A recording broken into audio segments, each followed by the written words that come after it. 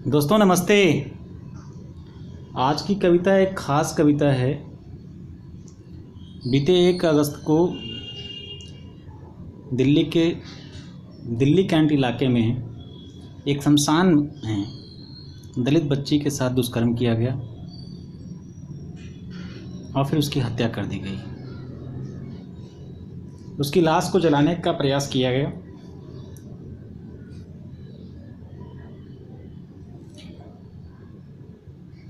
इसी के विरोध में मेरी यह कविता है।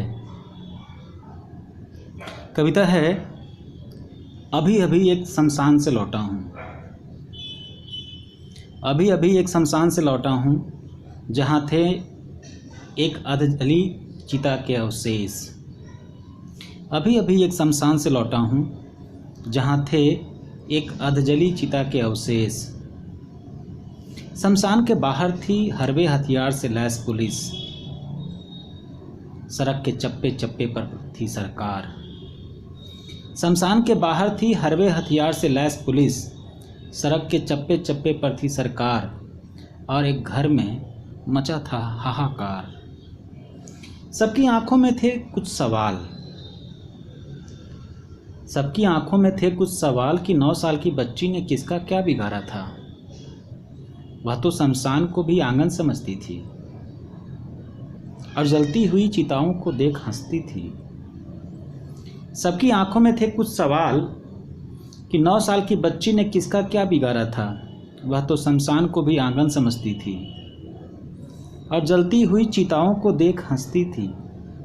फिर क्या उसके हत्यारों को चुभ रही थी उसकी हंसी? फिर क्या उसके हत्यारों को चुभ रही थी उसकी हंसी? या फिर आंखों में था नशा कि उनकी जाति है ऊंची? फिर क्या उसके हत्यारों को चुभ रही थी उसकी हंसी? या फिर आंखों में था नशा कि उनकी जाति है ऊंची? यह मुल्क उनके बाप का है। यह मुल्क उनके बाप का है। हुकूमत उनके बाप की है। अदालतें उनके बाप की हैं। फिर क्या उसके हत्यारों को चुभ रही थी उसकी हंसी?